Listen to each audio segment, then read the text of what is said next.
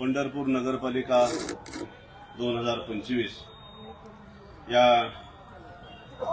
निवडणुकीच्या निमित्तानं आयोजित केलेल्या कॉर्नर सभेचे अध्यक्ष आदरणीय देशमुख गुरुजी, उपस्थित असणारे शिवली कॉलेजचे प्राचार्य आदरणीय रोंगे सर, राष्ट्रवादी काँग्रेस पक्षाचे राज्याचे प्रदेश सचिव श्रीकांत शिंदेजी,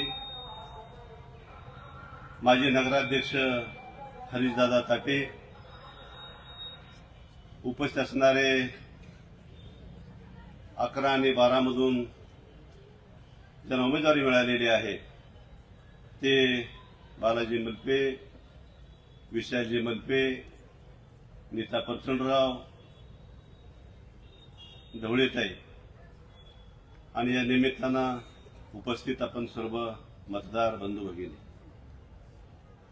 महाराष्ट्रामध्ये अनेक नगरपालिकांच्या नगर परिषदांच्या निवडणुका सुरू आहेत। या सर्वांमध्ये पंढरपूरच्या नगरपालिकेच्या निवडणुकीला विशेष महत्व आहे। पंढरपूर नगरपालिकेची निवडणूक होत असताना या शहरामध्ये दरवर्षी लाखो भाविक येत आहेत। पंढरपूर ही भारताची दक्षिण काशी म्हणून ओळखली जाते। पंढरपूरचा चोहोबाजूनं झपाट्यानं विकास होऊ पाहत आहे।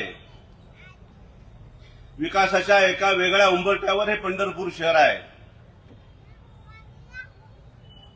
आणि अशा परिस्थितीमध्ये ही निवडणूक होते आहे। आदरणीय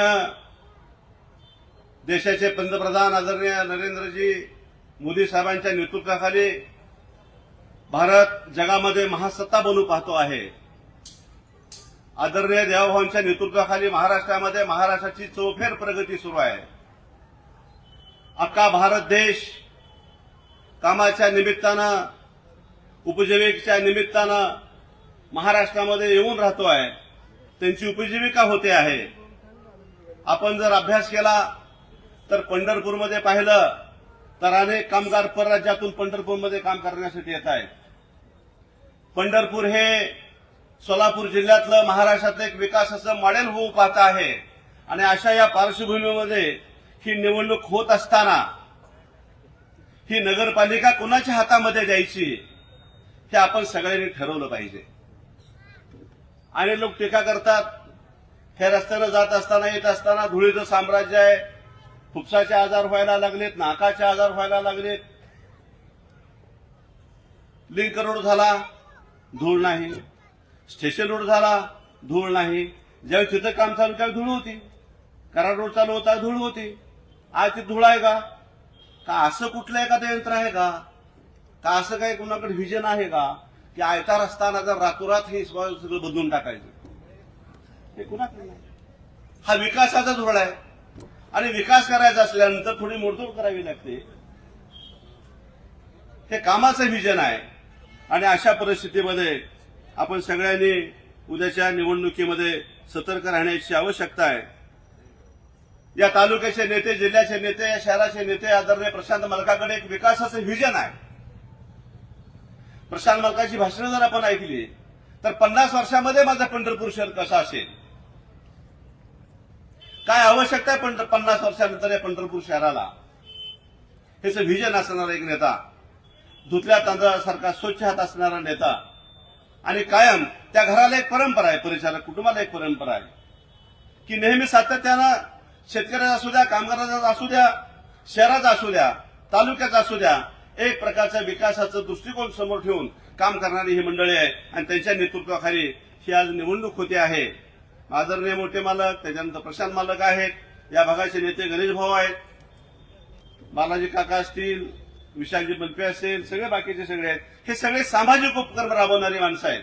आणि इसमावीच्याबद्दल एक बोलायचं झालं तर झपाट्यानं पंढरपूर शहरामध्ये जेवढे उपनगराचा विकास होतोय सगळ्यात जास्त विकास या भागाचा व्हायला लागलेला आहे।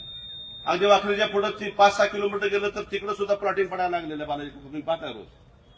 आणि अशा भागामध्ये या भागाचा जर व्यवस्थित पदानं विकास करायचा असेल तर तिथे एक चांगली आणि सक्षम माणसं आपल्याला आवश्यक आहेत। बालाजी मलपेंनी यापूर्वी 5 वर्ष टर्म पूर्ण केलेले आहे. विशालजींनी 5 वर्ष काम केलेलं आहे आणि गाढा अनुभव असणारी माणसं आहेत. ढवळे सरांना सामाजिक कामाचा अनुभव आहे. नेताताई तर या आता शिवरी कॉलेजच्या विद्यार्थी आहेत का सरांच्याच ना कुठं आहे? ठीक आहे, बीकॉम केबीपीला आहेत.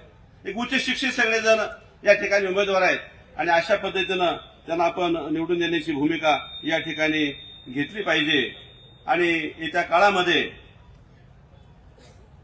एक चेहरा मोहरा या हिशोबाचा बदलणार आहे. जर आपण सगळ्यांनी एक विचार केला,